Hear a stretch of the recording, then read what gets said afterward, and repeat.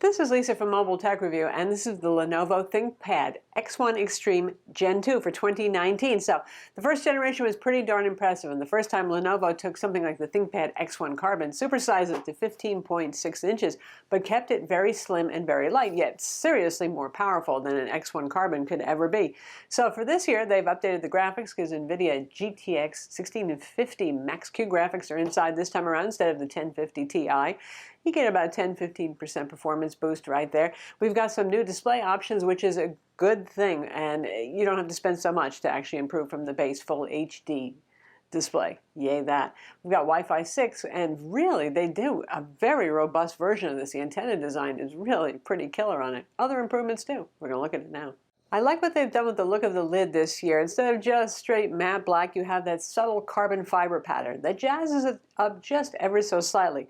Still, this is a staid ThinkPad kind of look. It might be very light at 3.76 pounds, which is 1.7 kilograms, and only 18.4 millimeters thick, so it's not your chunky ThinkPad of old, but it looks like a ThinkPad. So for some of you, you might prefer the Dell XPS 15 look, which is obviously a direct competitor to this, more silvery, more contemporary, but I like the ThinkPad look. Okay. Inside we have Intel 9th generation CPUs. The base model starts with the Core i5, then there's the usual Core i7 options, and we have the slightly better Core i7 of the Core i7s that are available. And there's a Core i9. It's not the overclockable one because this is still a very thin and light laptop and thermally constrained as a result. Though they do a fairly good job with cooling here, a little bit better than Dell. We'll get into that a bit more though. We still have lots of upgradability and serviceability here. Couple of Phillips head screws on the bottom. Unscrew those, take off the bottom panel. You have 2 RAM slots, so 64 gigs of DDR4, 2666 megahertz RAM would be the maximum there. 2 M.2 SSD slots. Lenovo sells it populated with 1 typically. Ours is a 1 terabyte fast Samsung drive in there, but there's a variety of capacities available. The Wi-Fi 6 card, which is an Intel AX200 card, is socketed, so you can upgrade that as well, and obviously you can access the 80 watt-hour battery. So that's good stuff, and something you'd expect from a business laptop, not a sealed design where it's hard to get the stuff to repair it, upgrade it, whatever, all that.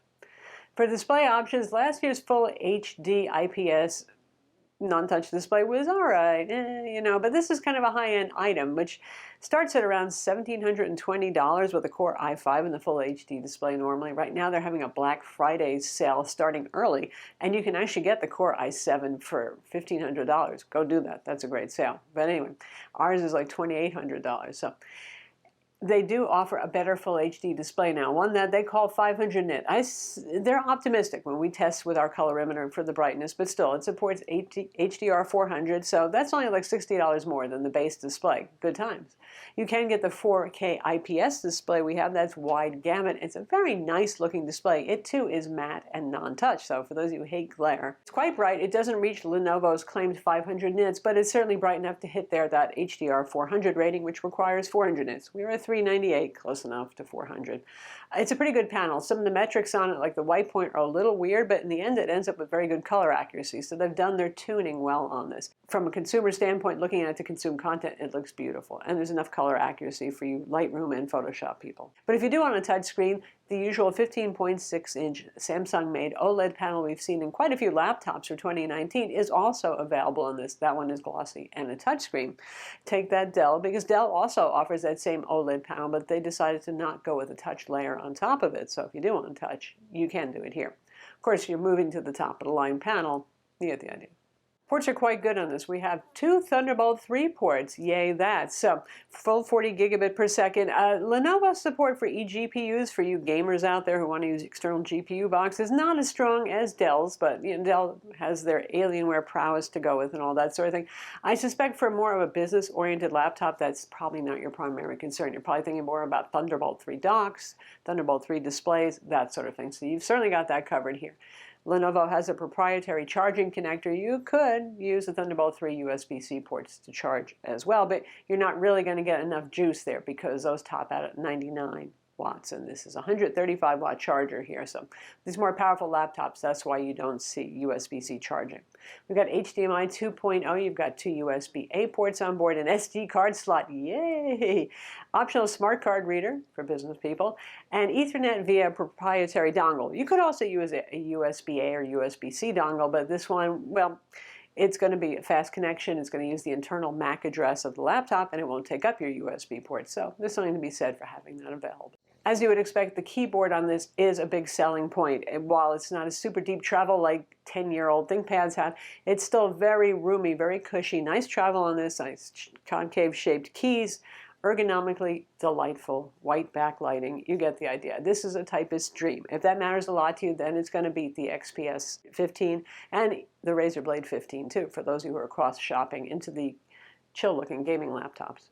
Trackpad on this is Lenovo's usual solid trackpad, and of course you have the eraser stick pointer, the nav point, for those of you who prefer using the little red nubbin on the keyboard area. In terms of performance and cooling, we have the Core i7 model, and we have, obviously, you're always going to get that GTX 1650 Max-Q graphics inside with 4 gigs of VRAM inside. Cooling is a little bit better than the last gen. Last gen did run hot, it did thermal. Sometimes all of these thin and light 15-inch laptops with fairly serious dedicated graphics do, but it's a little bit better this time around. I think Lenovo's getting better at cooling it, and they do have a leg up on Dell. Now, when they first shipped this, apparently the firmware is stuck with throttling at 80 degrees centigrade for the cores, when 100 degrees is allowable maximum, and the 90s would be usual throttling point. There's been a firmware that addresses that, a BIOS update, so that's not a problem. It will push all the way up to 96 degrees centigrade for the core temperatures, but you won't see it doing it that often. There is some occasional thermal throttling on the cores if you're pushing it super hard, but honestly, it's not bad. The Dell XPS 15 beats it by a little bit on some benchmarks, but it runs a whole lot hotter too, typically, so in terms of core temperatures. I would say that this is a good balance and a good trade-off. It does not get burning hot to the touch. It does get warm, quite warm on the bottom if you're making it work hard. Say you are playing Call of Duty, which you could in theory do with this, or you're doing 4K video editing, if you're doing CAD work, the sorts of things that it is actually intended for. Speaking of CAD, if you love all this and you like an NVIDIA Quadro card better because you are doing CAD work and all that sort of thing, where the Quadro driver is a little bit better optimized for that, there's still the Lenovo ThinkPad P1 now up to Gen 2, which is the same machine but just with Quadro graphics. So all in all, at any rate, they've done performance well here. It's a strong performing machine. The thermals are fairly well controlled considering how thin this machine is. Speakers on this are pretty decent. Lenovo does a pretty good job with their ThinkPad line, and that's nice, particularly if you're getting this with some of the nicer display options for some multimedia enjoyment. It's not primarily a gaming laptop, but the audio for gaming is pretty good too. Now, battery life is an 80 watt-hour battery, and that's a decent capacity, not so different from the Razer Blade 15s, for example. And you've got a 135 watt charger that's fairly compact on this. And battery life is really going to depend on which display you get. Particularly the OLED display is the least power efficient if you're displaying mostly whites, web pages, Word documents, that sort of thing, which we tend to do a lot of with laptops. So there your battery life is going to be shorter. We have the 4K IPS model, and battery life has been about 6 to 7 hours running at 200 nits of brightness, which isn't too bad considering the power inside of this machine. And that's with light productivity work, a little streaming video, a little bit of Photoshop. You get the idea. If you're pushing it really hard, if you are doing something like Blender on this, clearly you'll get shorter run times. So yes, there is competition. The Dell XPS 157590 is no slouch, and it's a lovely machine too, and in part it's going to depend on your aesthetic preferences. The silvery, more modern look and the very, very tiny bezels on the XPS 15 are quite captivating. The thermals are not quite as good on the XPS 15 unless you want to modify it and repaste it and that sort of thing. And the keyboard is, travel's not so great. Tactile feel is a little hard on the finger joints. So those would be the cons with the Dell. The Dell also has that OLED display. They have a lovely full HD option and a bigger 97 watt-hour battery for a bit better battery life.